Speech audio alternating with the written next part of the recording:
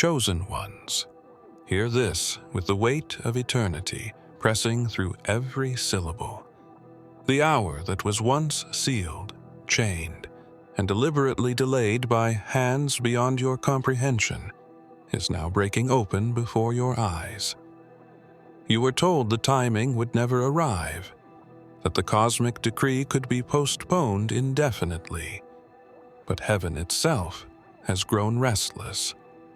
The divine clock has struck a note that cannot be muted, and what was held back by force is finally releasing tonight.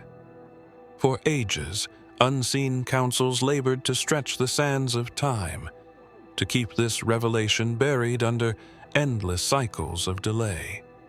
Prophets wept over it, rulers trembled in fear of it, and the architects of the unseen world argued violently in their hidden chambers. Some begged for more time. Others pleaded for mercy on humanity's unprepared hearts. But the truth is this: destiny has no patience left for hesitation.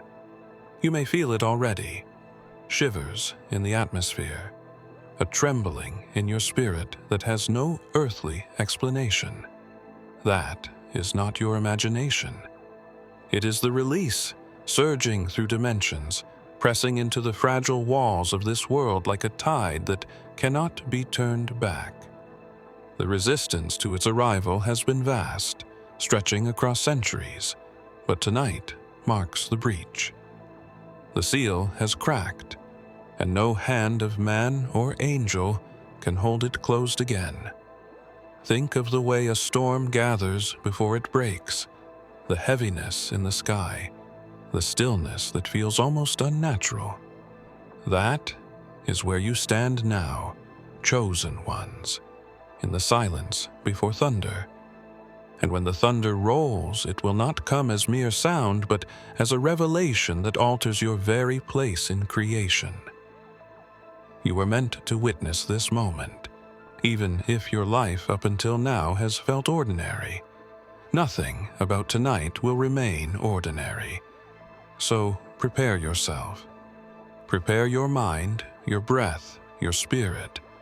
What is about to step across the threshold of time will demand your attention in ways you cannot yet fathom.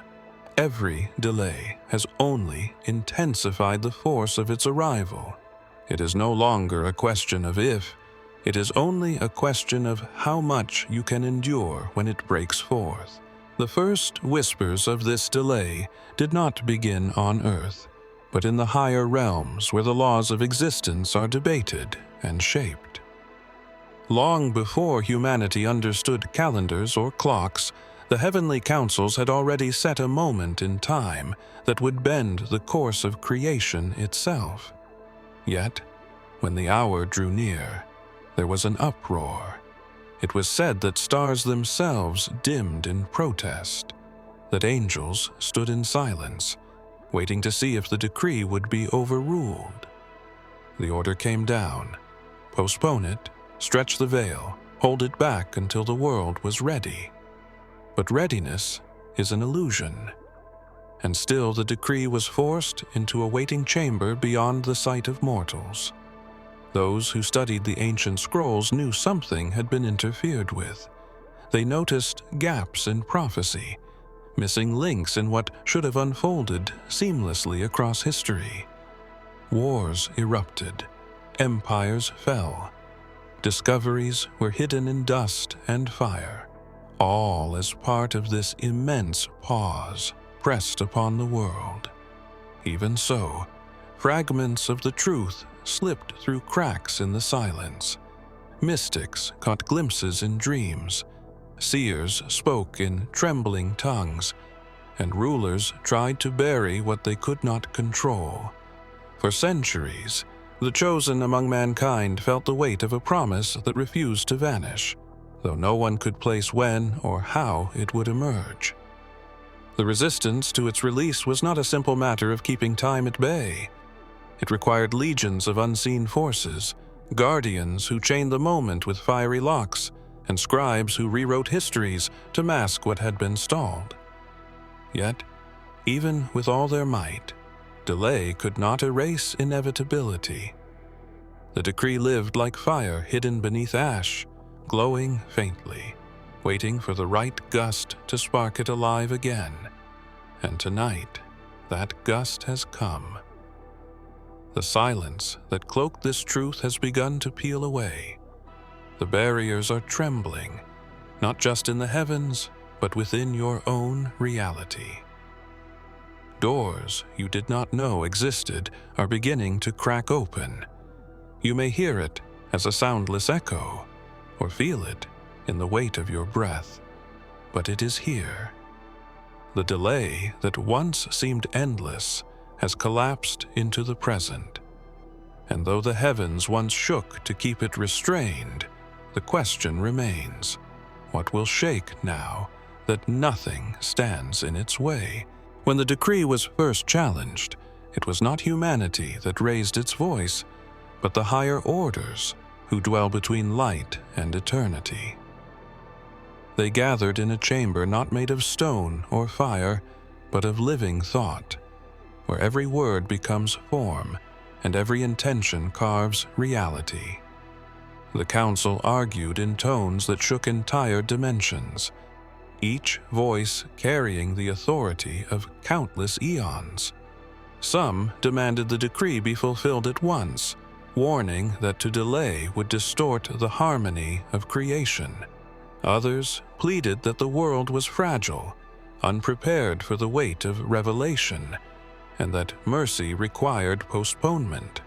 The clash was so violent that the balance of the stars themselves was said to tilt, and for a time even angels feared the heavens might fracture. In the midst of this unrest, a voice was remembered, though not all wished to acknowledge it. A single phrase, once spoken by Yeshua during his walk among men, echoed faintly through their debate. The hour comes, and now is. That statement, carried across the folds of time, could not be dismissed. Yet still the council pressed against it, stretching the decree further into the hidden corners of existence. Their fear was not born of ignorance, but of knowing too well what would unfold if the release could not be held back. On Earth, the delay played out like invisible hands rearranging history. Moments that should have awakened nations were buried under wars, plagues, and distractions that seemed almost too perfectly timed. Archives burned. Prophecies vanished into shadows. Leaders who drew too close to the truth were silenced before they could speak. It was as though reality itself had been drafted into service, enlisted to buy more time for a world never meant to linger in ignorance this long. But the sands of mercy do not flow forever. For every postponement, pressure built in the unseen realms. Like a dam resisting a flood, each moment of delay only increased the force behind the inevitable release. And now the dam is cracking. The council that once bent reality to its will has grown silent, its authority shaken by the weight of a decree it cannot contain. The voice that once spoke of the hour arriving still lingers in the air, and tonight it rises louder, demanding to be heard again. What follows when the council itself steps back and the decree falls unrestrained is a mystery even they cannot calculate. Beneath the weight of centuries, there are vaults hidden away where the air itself feels heavy with silence. In one such chamber, deep within the catacombs of the Vatican, there was a scroll that never should have been written yet could not be destroyed. It was said to hold the key to understanding why the decree had been delayed, its ink carrying not only words, but living symbols that moved and shifted under the gaze of the reader. Few were allowed to see it. Fewer still could endure its message without trembling. It told of a time that would come when the veil would collapse, and the delayed moment would arrive with force enough to change kingdoms, bloodlines, and even the very concept of power. For centuries, the scroll remained under lock and guard, whispered of but rarely acknowledged. High priests debated whether to keep it sealed, fearing the impact if its words were made public. Some believed the very act of reading it could accelerate the timeline they were working so desperately to hold back. And then, without warning, fire consumed it. Not the fire of man, but a blaze that left no smoke, no ash, nothing but the lingering sense that the document had not been destroyed, but rather absorbed into the very fabric of reality.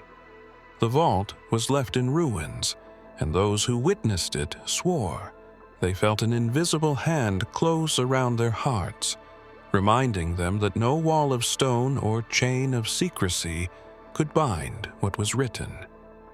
In the aftermath, whispers spread of fragments salvaged, hidden away in smaller texts, or carved into symbols that even now remain disguised among the architecture of the world.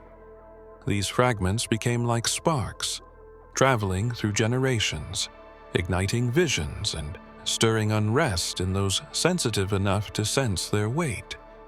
Some carried the knowledge in silence, others tried to speak, only to be dismissed as mad or silenced entirely.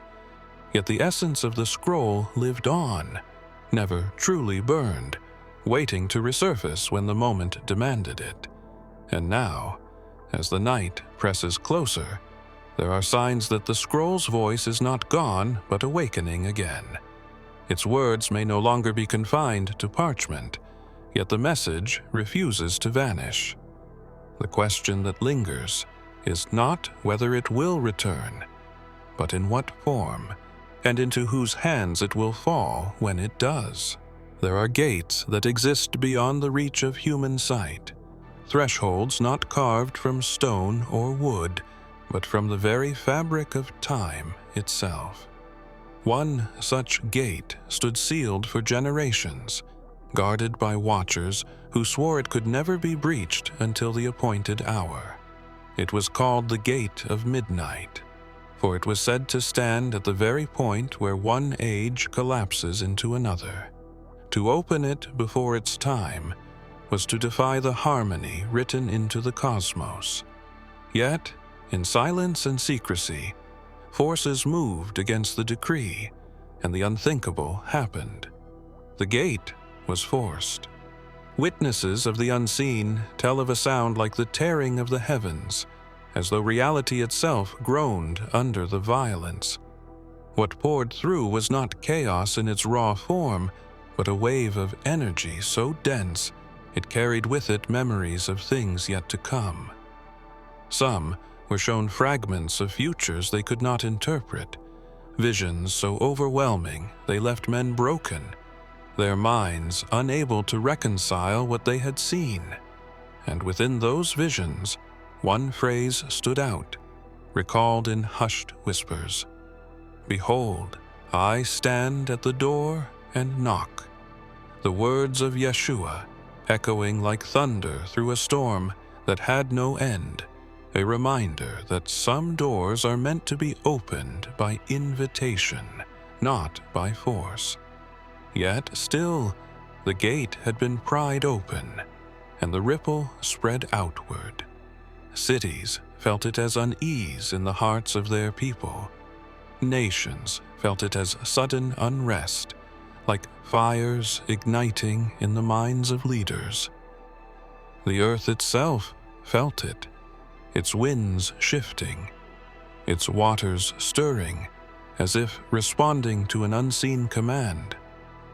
What should have been withheld until a moment of harmony was instead unleashed in dissonance, and the world beneath it quivered.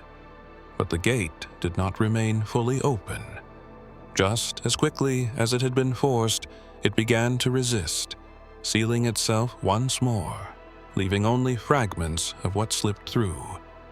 Those fragments now live inside this very hour, scattered across the earth, woven into dreams, hidden in voices that few take seriously. And as the night deepens, the gate strains again, pulsing like a heart that refuses to be still. The question remains, if it could be opened by force once, what will happen when the decree itself commands it to open again? When fragments from the Gate of Midnight scattered into the world, they did not fall randomly. They moved with intention, as though guided by an intelligence older than the stars. Some settled into the hearts of dreamers, who could not explain why visions chased them each night. Others embedded themselves into sacred sites, already heavy with power, amplifying the mysteries that had lain dormant for centuries. And some, more dangerous still, lodged within the minds of rulers who mistook their presence for divine authority, bending nations toward choices that would ripple through history like thunder across mountains. Each fragment carried with it a frequency, an energy that vibrated just beyond the edge of human perception. To some, it appeared as light, sudden flashes at the corner of the eye. To others, it arrived as a voice without sound, urging them toward paths they would not have otherwise taken. These were not hallucinations, but echoes from what had slipped through when the gate was forced. Scholars who studied the phenomenon found themselves in circles they could not escape, chasing symbols that led them deeper into confusion. Yet they all agreed on one thing: the fragments were alive. In hidden chambers beneath governments and temples alike, the fragments became objects of obsession. Experiments were conducted to harness their energy, though the results were always unpredictable. Sometimes they revealed glimpses of futures that later unfolded with uncanny accuracy. Other times they shattered the minds of those who dared to hold them, leaving only silence where once there had been brilliance. The world above remained unaware, yet the fragments shaped events silently, rewriting destiny one decision at a time. Now, the weight of those fragments presses heavier than ever. Dreams grow sharper, symbols appear more frequently, and whispers gather in the quiet hours of the night. It is as though the fragments are no longer satisfied with subtlety. They strain to merge back into the whole, to reassemble what was once released in disarray. Those who carry them may not even realize the burden they hold, but the energy cannot be contained much longer. And when the fragments finally converge again, the gate will not need to be forced. It will respond on its own. What lies waiting on the other side is no longer a matter of speculation, but an approaching certainty, and the signs point toward a moment closer than anyone dares to admit. Long before the vaults were sealed and the gates forced, there were codes written into the fabric of creation itself. These were not human inventions, but patterns that spoke in the language of eternity, layered into stone, light, and sound. Hidden within these ciphers was a name that appeared again and again, no matter how deeply the patterns were studied or how many disguises were placed over them. It was the name of Yeshua, etched not as an inscription of worship, but as a living signature, proof that the delay could not erase what had already been written into existence. Scholars who uncovered the cipher described it as a map, one that seemed to point toward the convergence of timelines. The more they tried to dismantle it, the more they found themselves confronted with the same letters, repeating across cultures, scriptures, and even natural formations. Rivers curved to form the shapes, constellations aligned to sketch them across the sky, and even the human body seemed to echo the same divine geometry. It was as though the universe itself had been carved to bear witness to a moment that could not be hidden, no matter how fiercely it was opposed. Those who tried to bury the cipher only made it spread further. What was once kept locked in manuscripts began to appear in visions, in songs, even in the murmurs of children who could not possibly have known its depth.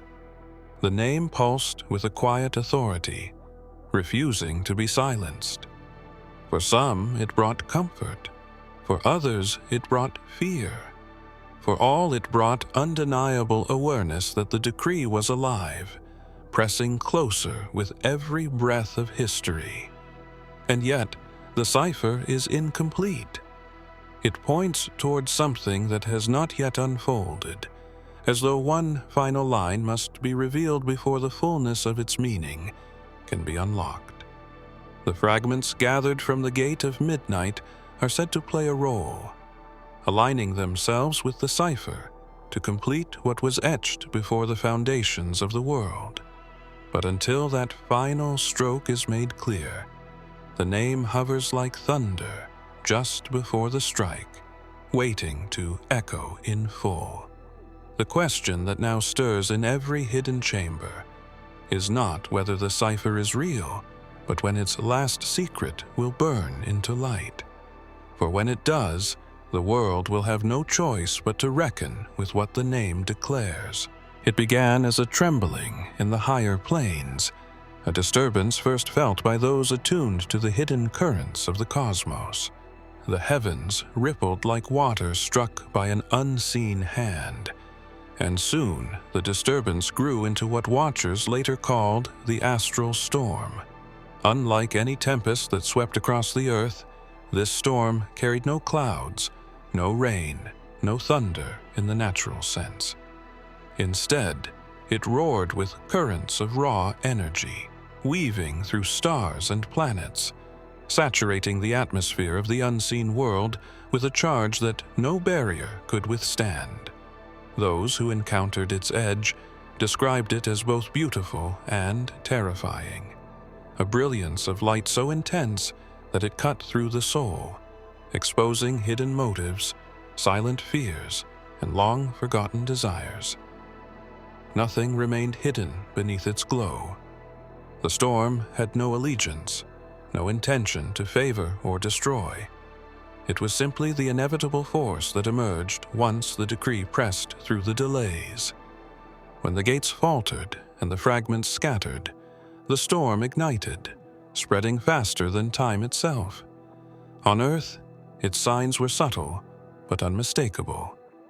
People reported sudden visions in the dead of night, flashes of places they had never seen yet somehow recognized. Others felt a weight in their chest, as though a presence larger than the sky itself was pressing down.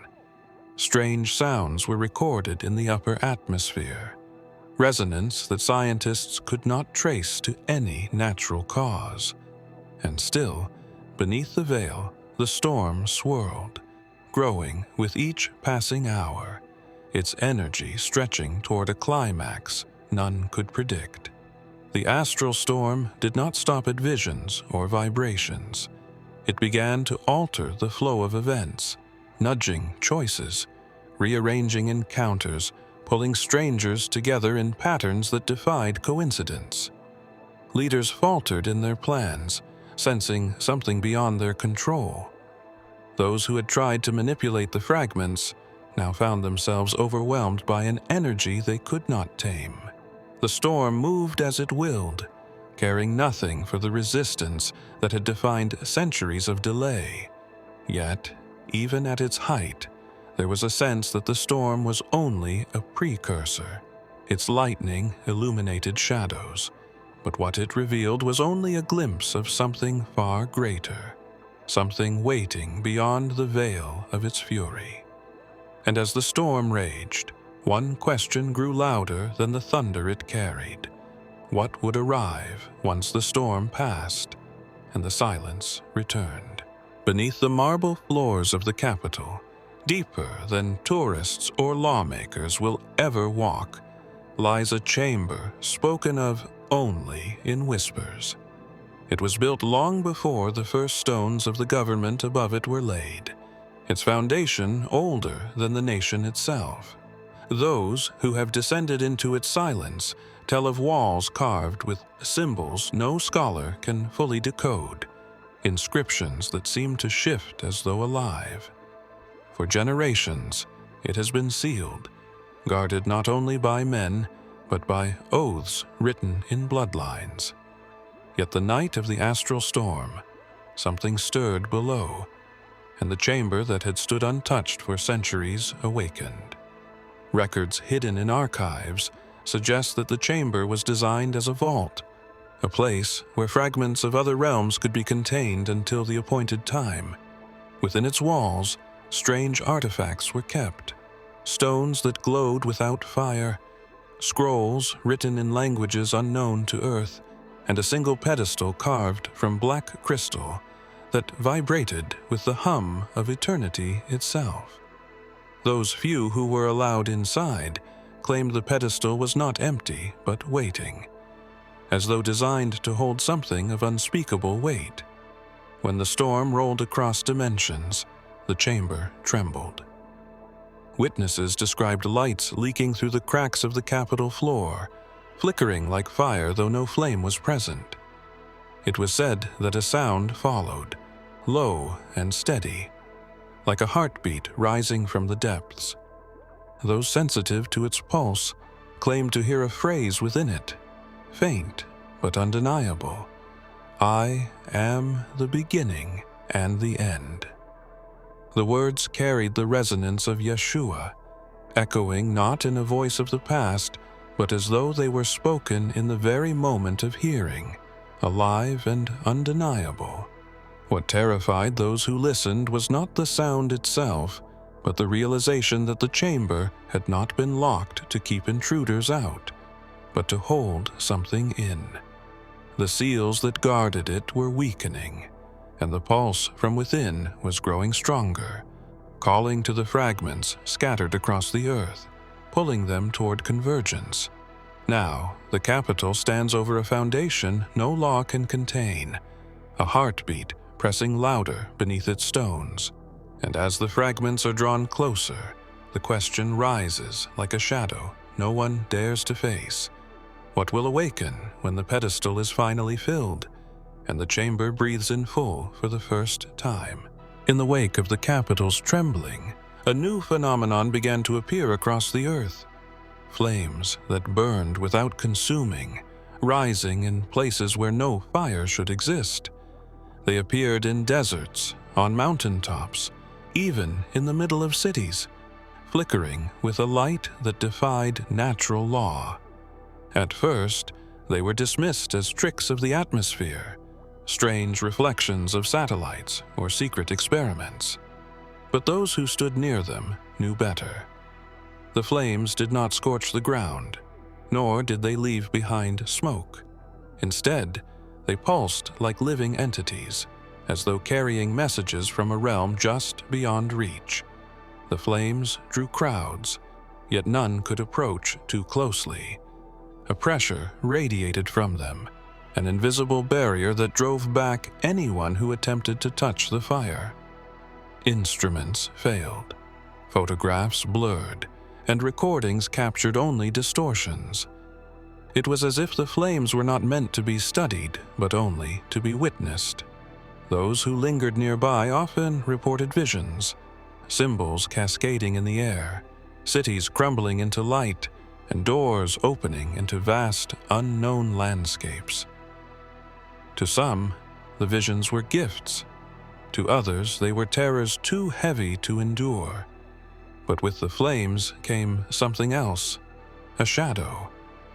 It stretched not from the fire itself, but seemed to rise in opposition, as if the flames awakened an ancient adversary.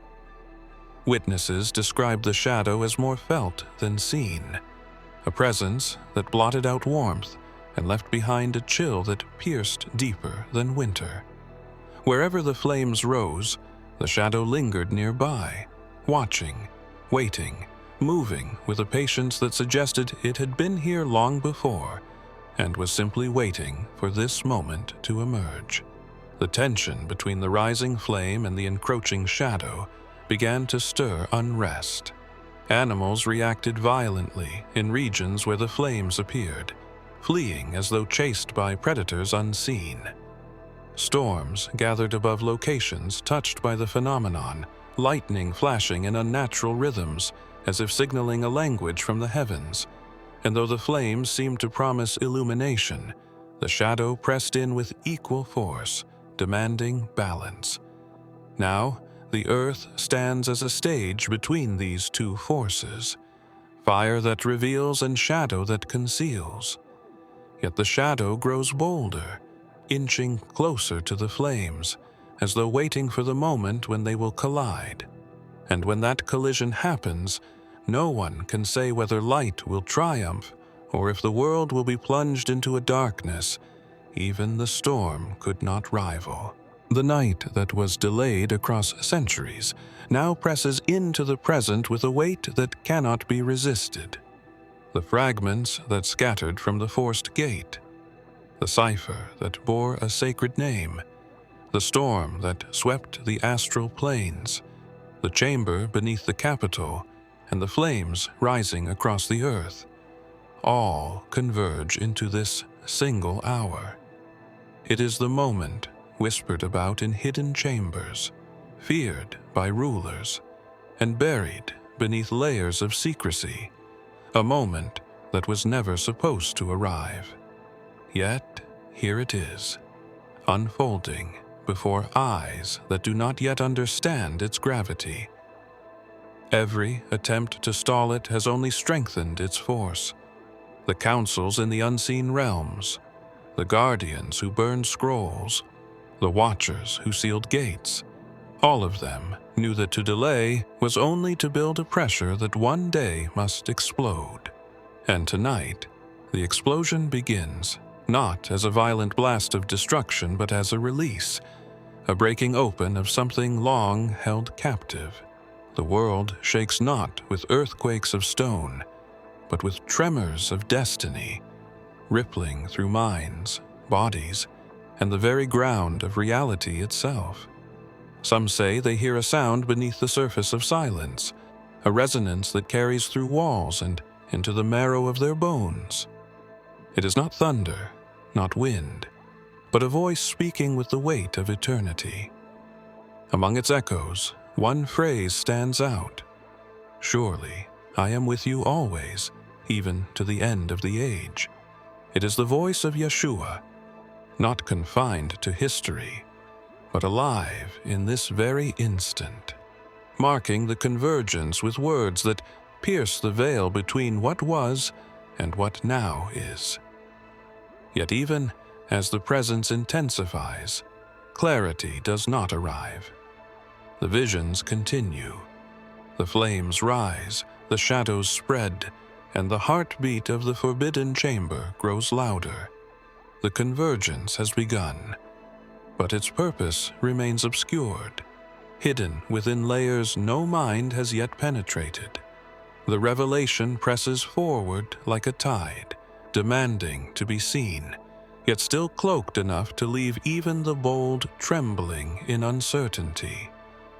And so, the moment stands here, undeniable, unstoppable, alive. But what it releases, whether glory, judgment, or both, has yet to be unveiled. The only certainty is this: the age of delay has ended, and the decree has stepped into the world. What comes next waits just beyond the horizon, closer now than breath itself.